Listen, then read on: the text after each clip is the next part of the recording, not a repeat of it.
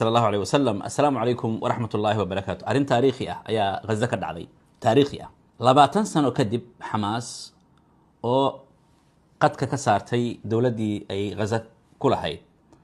أما لما ولا عزي شيء بربوري سيسي كلا دان كقول له سبب محاك يعني أيها كهلاية طبعا شر جلايد أي قبتين وأن كان أهد كأوين محي حماس أخذته يعني كلا درته دولة داسي المهم ونزول ثاقي دونا dhinaca kale Belgiumka oo ku dhawaaqday in ay aqoonsan doonto Falastiin aan soo bilowno arinta dabcan socota ee aadka u weyn video kan ka horeeyay aan uga hadalnay nacam mashruuqool ayuu ahaa qarxi hotelka madaxweynaha Faransiiska oo Dimashq ka degan yahay agtiisa ka dhacay dabcan hadalkii koowaad wuxuu ahaa in muqaayad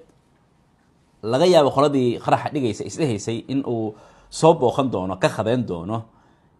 in lagu sii diyaariyay miis hoostiisa hadalka saas oo ahaa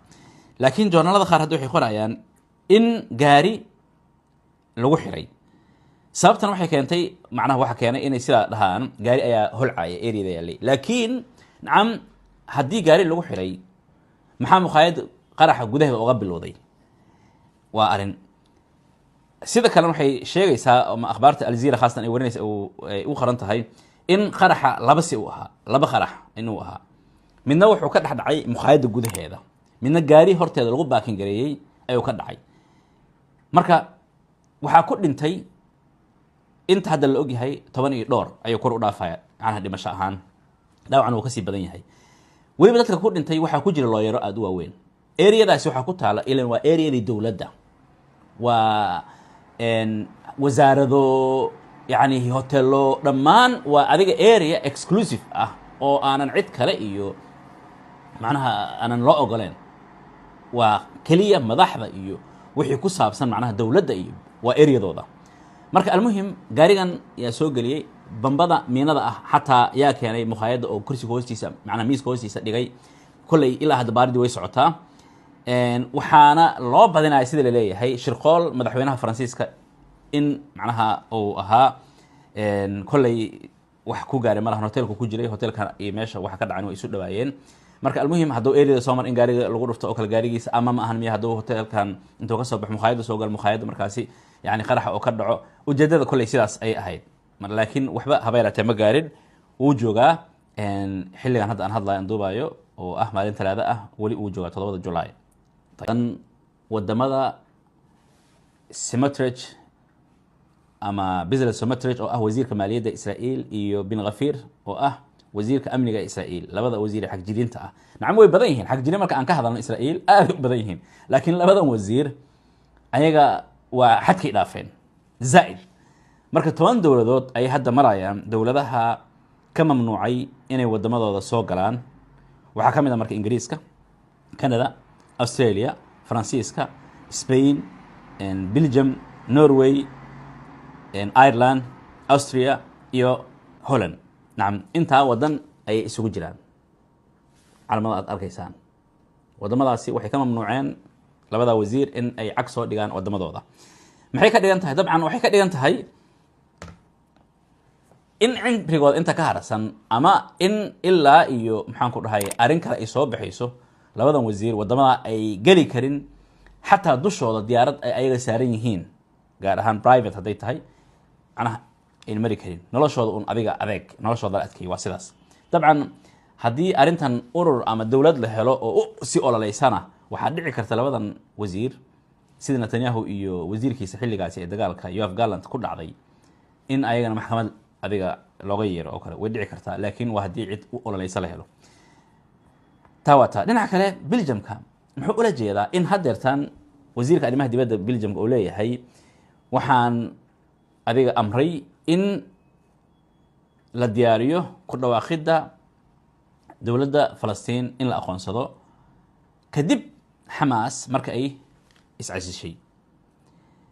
kulay arintan Belgiumka in badan ka maqalnay waan aqoonsan doonaa kada laakiin wali ma ina dhicin laakiin si kala hadii loo fiiriyo Belgium waxay kamid tahay dawladaha farakutiriska ah ee Falastiin aadka u garab istaaga ay kamid tahay kulay waan arkaynaa okay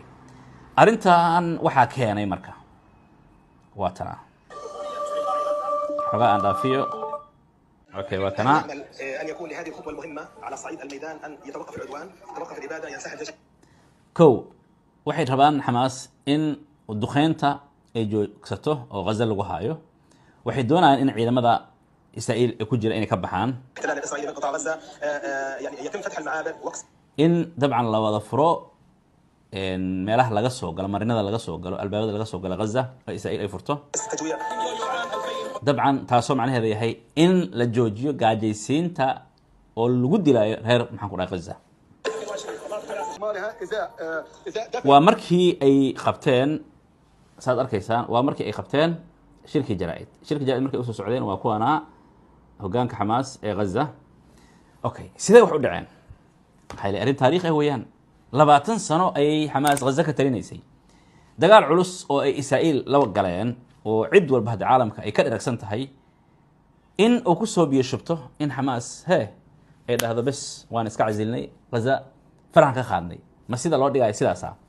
horta waxay meesha ka saareen ama ay kala direen waa dawladii Gaza ama nidaamkii Gaza ka jira ay kala direen macnaheedu wax weeyaan Xamaas hadda kadib Gaza mas'uul kama noqon doonto oo waxa mas'uul ka noqon doonto teknoqolaad qole ay ku tilmaameen oo adiga isku dhaf ah waxa ku jiri doona rag adiga ganacsato ah rag siyaasiyiin ah qaar Xamaas u janjeera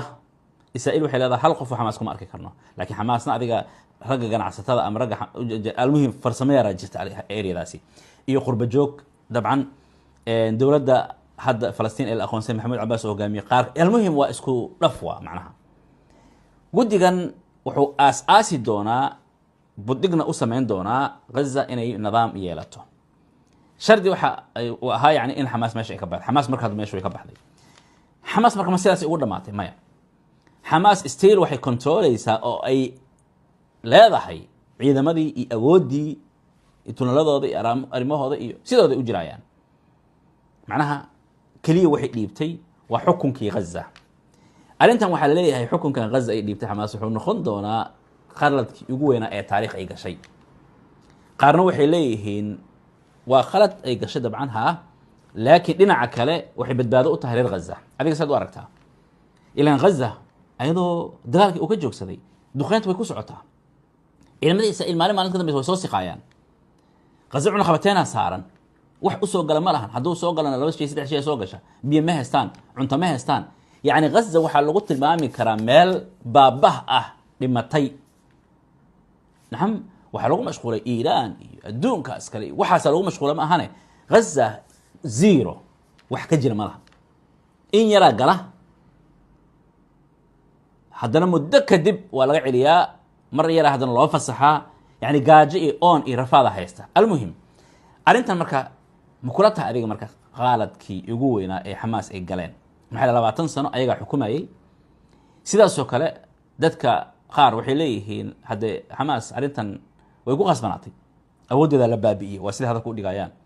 mana macquul ma ahan inay si adkaysato ayadoo hadde ayadiina maxaan ku dhahay wax dakhli ah ama wax macna cunto ah ama wax nolol haysan dadkii shacabkiina ay agteeda ku dhimanayaan marka way wanaagsan tahay qaarkoodana ku tilmaameen yani inay garatay intaas dadka qaarkood yani waxay dhihi lahayn anaga waa wada dhimanayna ma ahane maba dhiibaynaba arrintan siyaasad weyn ku jirta waana ay ku soo laaban doonaan ay qaar aaminsan yihiin dadka inay macam arrintan ay u tahay soo laabashadii Xamaas oo kale sidoo aragtaa intaas aan ku soo koobayaa wixii ka soo kordho kale waan arkaynaa video wixii aan ku soo